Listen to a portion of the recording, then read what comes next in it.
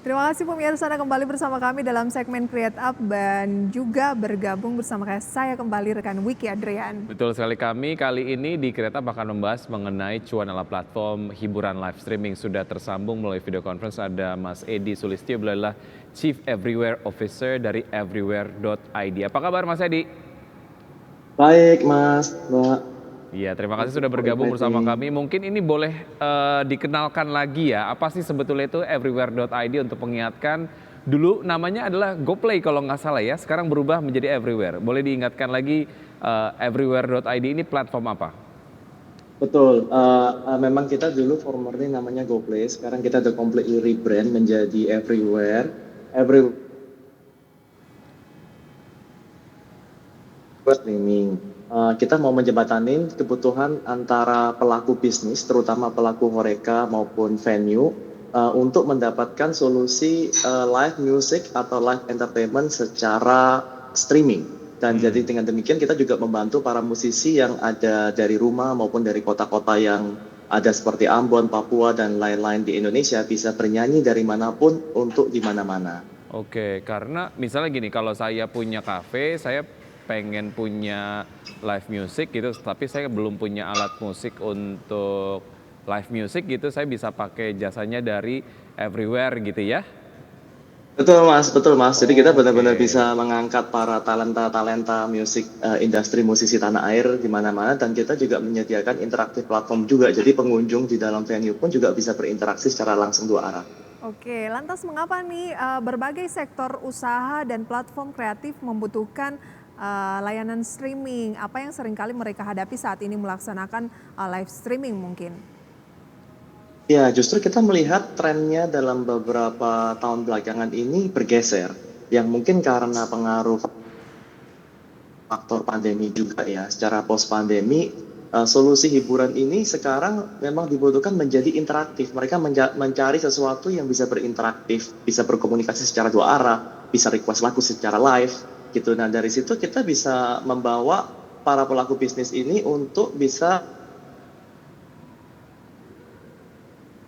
dalam streaming dengan talenta-talenta yang nggak cuma melulu hanya di satu kotanya aja, tapi udah bisa di seluruh Indonesia. Dan selain itu juga, kita juga bisa melihat tren ini bisa membuat loyalty terhadap para pengunjungnya untuk stay lebih longer dan therefore spend lebih banyak gitu.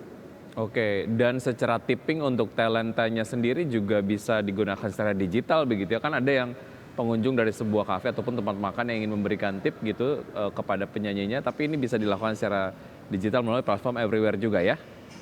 Betul Mas. Oke, ini berarti menjadi solusi lah yang ditawarkan oleh everywhere.id. Tapi sebetulnya apa sih fundingsnya Mas Edi ketika kemudian pasti ada riset and development-nya dulu ya sebelum akhirnya menghadirkan sebuah produk gitu yang bentuknya seperti vending machine tapi kita bisa nonton dan juga menikmati live music secara streaming.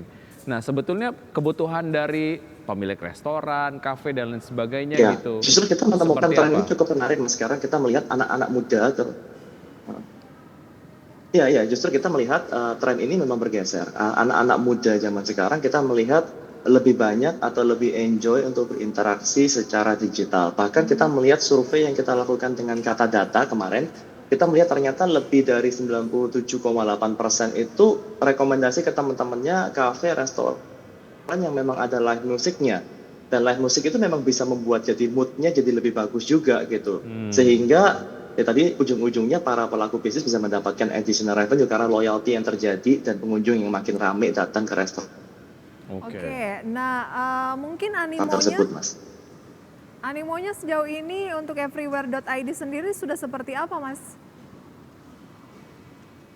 Ya, hari ini kita ada di 60 lokasi yang tersebar di 8 kota di Indonesia dan ada di 3 negara juga. Selain Indonesia juga ada di Jepang dan di Taiwan. Dan memang saat ini memang kita ada dari praktiknya dari 8 kota itu dari Sabang sampai Merauke sih. Kita ada di mana-mana dan kita bisa membuat para musisi itu supaya bisa tampil di mana-mana. Oke, Gitu. mengapa klien harus menggunakan jasa dari everywhere.id dan sistem kerjasamanya dengan pemilik tempat itu seperti apa? Ya, jadi memang karena solusi yang kita tawarkan ini very unik ya dan menggunakan teknologi dan thanks to pandemi juga ya. Jadi sehingga para konten kreator ini sekarang udah sangat siap, playstyle kita bilangnya ya, playstyle kita itu udah siap untuk tampil dari mana-mana. Nah, kenapa ini bisa solusi yang cukup menarik? Sebenarnya solusi ini menjadi hybrid. Restoran atau kafe tersebut tetap bisa mempunyai live musik secara real yang ada di sana, tapi kita bisa mengcombine dengan live musik secara virtual ini sehingga para musisi-musisinya ini pun kita bisa mengabsorb lebih banyak talent. Sebagai contoh, misalnya dengan biaya yang lebih murah, sepersepuluh lebih murah daripada biaya live musik beneran, sekarang para pebisnis, pelaku bisnis itu bisa afford untuk punya live musik setiap hari, yang tadinya mungkin cuma sebulan sekali atau sebulan 4 creation terhadap para musisi ini meningkat secara pesat 7,5 kali lipat lebih banyak. Baik, kita makin penasaran nih solusi-solusi yang dihadirkan oleh everywhere.id. Kita bahas usai jeda berikut ya Mas ya. Dan pemirsa tetaplah bersama kami segera kembali.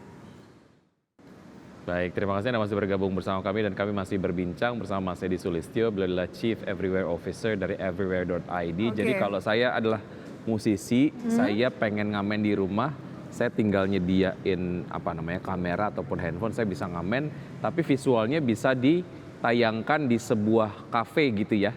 Jadi kayak vending machine gitu, ada layarnya, kemudian kita bisa ngelihat orang membawakan musik secara live, tetapi lewat alat tersebut, begitu ya Mas ya?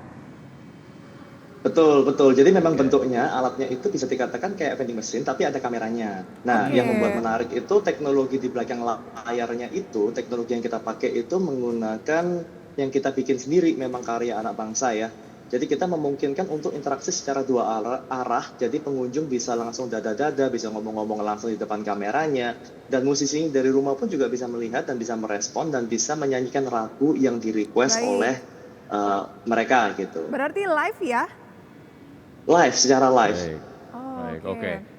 Berarti spesifikasi alat yang harus dimiliki oleh si talent itu harus canggih banget atau gimana tuh Mas Edi? Karena kan kalau ngomongin soal performance di sebuah tempat gitu ya, itu kan dilihat dari spek audionya juga itu keren dan juga standar buat sebuah performance di sebuah tempat lah ya. Nah ini kan dilakukan di rumah secara streaming gitu, berarti spesifikasi alatnya tuh gimana? Ada spek khusus nggak yang disyaratkan kepada talent? Kita tarik ya, mau nyobain dari rumah. Amin. Betul, karena kalau kita ngomong dari sisi venue-nya pasti udah punya dong speaker dan semua yang udah keren-keren. Karena memang venue-nya sendiri pun memang udah didesain untuk udah punya performance ya. Tapi kalau dari sisi kreatornya atau kita bilangnya playstyle kita, itu tadi yang aku bilang, kita tuh bersyukur banget karena sebenarnya pandemi itu membawa berkah loh.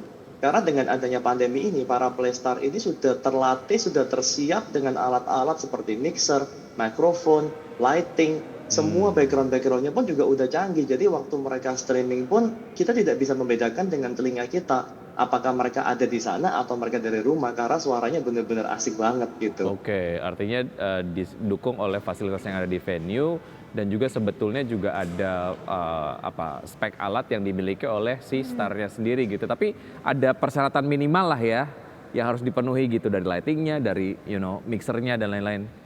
Iya, karena yang harus kita ingat sebenarnya mereka ini melakukan job offline loh, meskipun mereka dari rumah, itu harus diingat. Mereka itu melakukan job secara offline mereka. Jadi memang harus proper juga dari sisi backgroundnya, dari sisi tata bahasa, semuanya juga harus proper gitu. Baik, sudah berapa banyak istilahnya pemusik lah begitu ya yang join di everywhere.id? Ya, sekarang kita udah lebih dari ratusan curated playstar yang memang sudah kita latih, kita training dan kita deploy ke 8 kota ini secara setiap harinya. Dan setiap harinya kita sudah ada sekitar 4 sesi yang selalu live.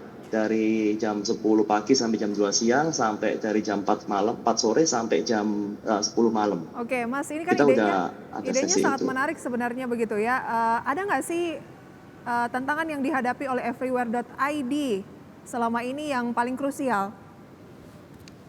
Tentunya kalau kita ngomong tantangan, itu kan sesuatu yang inovasi itu memang membutuhkan sebuah kebiasaan baru sebetulnya. Jadi memang kita juga mengedukasi market juga dengan melakukan survei yang seperti tadi aku sempat sharing. Kita dengan kata data, dengan survei-survei media-media yang lain, kita menemukan kalau ternyata tadi 97% orang suka sama live music dan merekomendasi kafenya. Dan bahkan kita melihat 62% lebih itu mereka malah mengatakan live streaming yang ada dengan box ini lebih baik daripada live streaming yang beneran gitu. Entah karena talentnya jadinya bisa lebih luas, satu Indonesia bisa kita dapatkan, maupun kita juga bisa mengekspor talent Indonesia untuk ke luar Indonesia juga. Gitu. Baik, Lebih ke menarik. memperkenalkannya ya, yang Oke. kayaknya butuh waktu. Baik, target ke depan seperti apa? Apakah sudah profit ataukah ada target soal profitabilitas? Dalam jangka panjang targetnya seperti apa, Mas Edi? Singkat saja. Oh, tentunya sebetulnya karena kita membawa bridging ya antara dan merubah cara industri hiburan yang baru, kita tuh memberikan konsep yang namanya musician sharing. Musician sharing itu artinya musisinya itu the venue-nya bayarnya lebih murah ke musisi tersebut, tapi karena musisinya itu bisa bernyanyi untuk 1, 2, 3, 4 venue barengan, jadi otomatis musisinya justru mendapatkan duit lebih banyak. Nah, disinilah sebenarnya letak bagaimana teknologi ini membuat jadi cuan di industri hiburan ini menjadi real. Jadi bisnis ownernya jadi cuan karena mereka bayar lebih murah, pengunjungnya lebih happy dan spend lebih banyak, musisinya mendapatkan lebih banyak dan Oke. tentunya kita daripada itu. Baik, menarik. Bisa ngamen dari satu tempat tapi tayangnya di banyak tempat dan cuannya juga bisa lebih banyak gitu ya. Oke, semoga ide ini makin berkembang lagi dan makin marak digunakan tentunya dan membantu musisi-musisi tanah air untuk bisa ya lebih Eksisnya juga cari cuan. lagi ya. Oke. Baik, Mas Edi terima kasih ya. Sudah ngobrol-ngobrol sama kita di Kretap. Sukses untuk Anda. Sampai jumpa.